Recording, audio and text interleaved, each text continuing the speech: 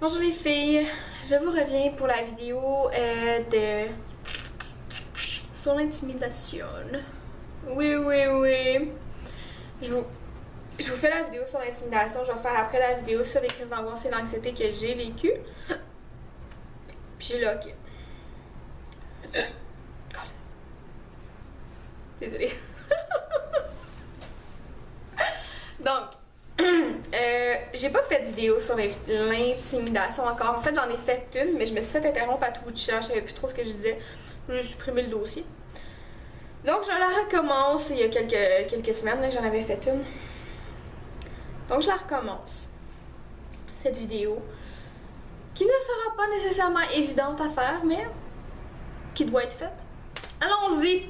Donc, j'ai vécu de l'intimidation du plus loin que je me souvienne. J'en ai toujours vécu. Parenthèse, j'essaie pas de faire pitié dans cette vidéo-là. L'intimidation que j'ai vécue fait la personne que je suis aujourd'hui, mais on y vient. Donc, je me souviens au primaire, je voulais pas aller à l'école parce que je vivais d'intimidation. Au secondaire, je vous en ai un petit peu parlé dans la vidéo que je viens de faire finalement, les Dear Me, le Dear Me.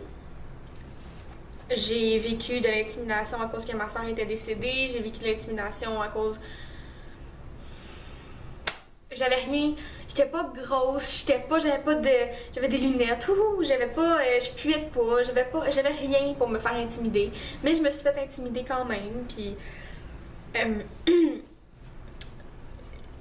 je me faisais intimider de façon violente, je me suis fait intimider, j'ai eu des menaces de mort, j'ai vraiment eu une grosse histoire lourde d'intimidation.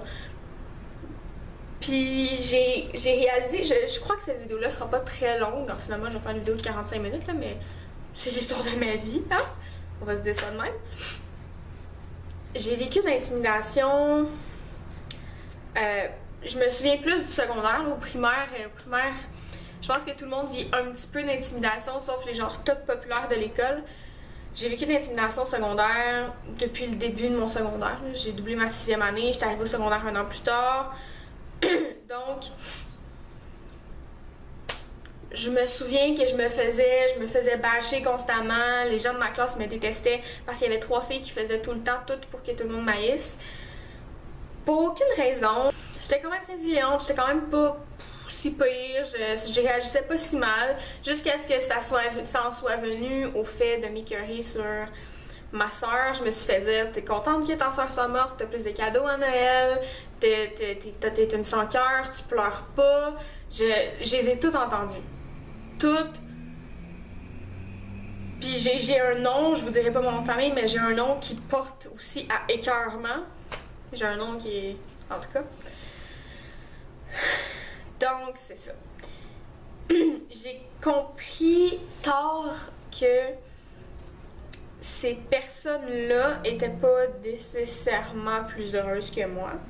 Ils étaient pas nécessairement mieux ici que moi. Ils étaient plus populaires parce qu'ils étaient capables d'écœurer le monde. Puis moi, j'avais trop de cœur, puis j'étais trop émotive pour être capable de faire ça. J'ai toujours dit que saute-moi d'en face, sac-moi des coups de poing, je me défendrai même pas. J'ai jamais voulu me battre, j'ai jamais été une fille comme ça. Dans ma vie, oui, j'ai une fonceuse puis je vais me battre pour qu'est-ce que je veux avoir et tout, mais dans des trucs comme ça, je trouve que j'ai jamais trouvé que ça valait la peine d'y en remettre un autre d'en face puis d'être méchante en retour envers elle ou quoi que ce soit. Puis ça a été là jusqu'à il y a 2-3 ans là, j'ai eu un copain qui connaissait une fille qui m'écœurait dans le temps, puis quand il a dit avec qui il sortait, elle a fait comme ah tu sors avec cette fille là. Là j'étais comme j'ai 18 ans, ça tente-tu de vieillir genre, ou toi t'es comme imperméable à ça, tu vieillis pas, tu maturis pas. Elle s'est genre mis à rire, tu sors avec ça pis tout. J'ai fait comme, ok, il y a vraiment 2 types de personnes sur cette planète. Plus que 2 types, mais j'ai vraiment pas compris cette partie-là. Mais ça fait longtemps que j'ai réalisé que tout ce que j'ai vécu, l'écœurement, bref, le fait que les gens m'écœuraient, a fait la personne que je suis aujourd'hui, a fait le caractère que j'ai aujourd'hui. Oui, j'ai un bon caractère. Un bon caractère. Un gros caractère, mettons, j'ai beaucoup de caractère. Mais ça a fait que j'ai été capable d'être entrepreneur. J'ai été capable de... Comment je peux dire ça? Remettre les gens à leur place, mais de façon polie, correcte, sans qu'ils voient réellement que je les remets à leur place. On s'entend, là. Je suis une entrepreneur de 22 ans qui s'habille avec des pantalons fluo, là. J'ai l'air crédible à peu près à 4%, là. Puis c'est comprenable, là. Je peux comprendre que quelqu'un qui ship quelque chose comme à Hong Kong a besoin de s'assurer que ben, ça va être bien fait et tout. Je peux à 2000% comprendre ça. Mais j'ai déjà du monde qui m'ont regardé puis qui m'ont dit « Garde, mon shipping est important, là. Va chercher ton boss, OK? » C'est grâce au fait que je me suis fait écœurer que j'ai été capable de remettre ces gens-là à leur place sans même qu'ils se rendent compte que je les remettais à leur place. Une fois, mon copain était ici avec moi et il y a un client qui est rentré dans le magasin et qui était extrêmement condescendant avec moi. J'ai regardé mon chum, j'ai fait un petit sourire, j'ai dit « Regarde bien ça. » Le monsieur est ressorti d'ici complètement conquis par moi. Pas parce que j'avais fait quoi que ce soit ou n'importe quoi, juste parce que j'ai fait comprendre que oui, j'ai 22 ans, mais j'ai assez de guts pour être capable de te montrer qu'est-ce que je vaux. Même si j'ai 22 ans puis que t'en as 54. Même si tu m'intimides au plus haut point, j'ai assez confiance en mes capacités pour te dire que t'as pas raison de me sous-estimer. Puis ça, c'est grâce au fait que je me suis fait écœurer. Si je m'étais jamais fait écœurer dans ma vie, j'aurais jamais eu à vivre avec le fait que les gens me sous-estiment. J'aurais jamais eu à évoluer à travers ça. Je suis une personne qui prend bien la critique, donc j'ai pas de problème avec ça. Les gens me critiquent beaucoup, constamment, c'est correct. Moi, ça me fait évoluer. Les gens de mon entourage le savent. Mon copain le sait, mes parents le savent. J'ai besoin de critiques constructives pour pouvoir évoluer. Là, vous voyez le soleil bouger, là? C'est normal.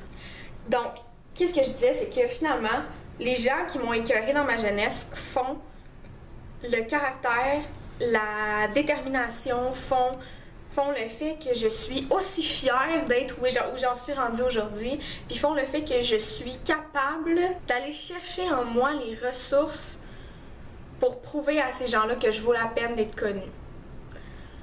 Le fait de se faire écœurer, c'est pas... ça n'a pas été nécessairement mauvais pour moi.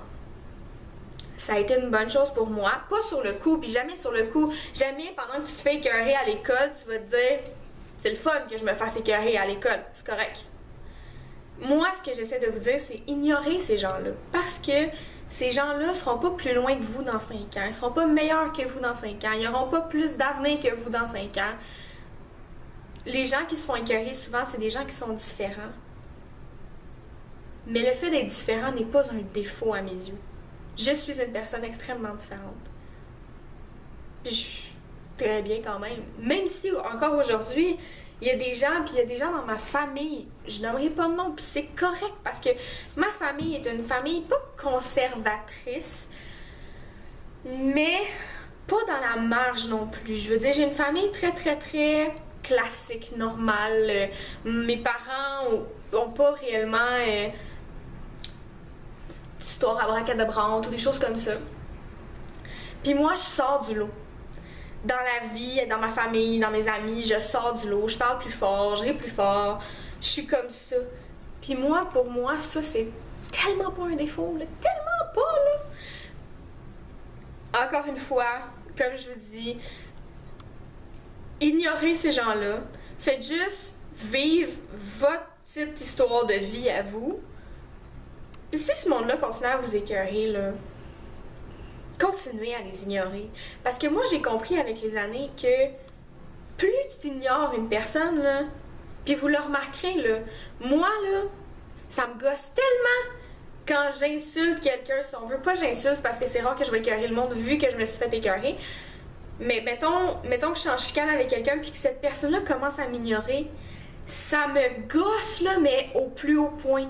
Ignorez ce monde-là. Pas parce qu'à un moment donné, ils vont arrêter de vous écœurer. Parce qu'à un moment donné, ils vont comprendre que ça vous affecte pas. Puis à ce moment donné-là, c'est là qu'ils vont comprendre que ça sert à rien de vous écœurer. Vous êtes plus fort que tout ça. C'est tout ce que j'avais à dire sur l'intimidation. Ben, c'est ma petite histoire d'intimidation à moi, là.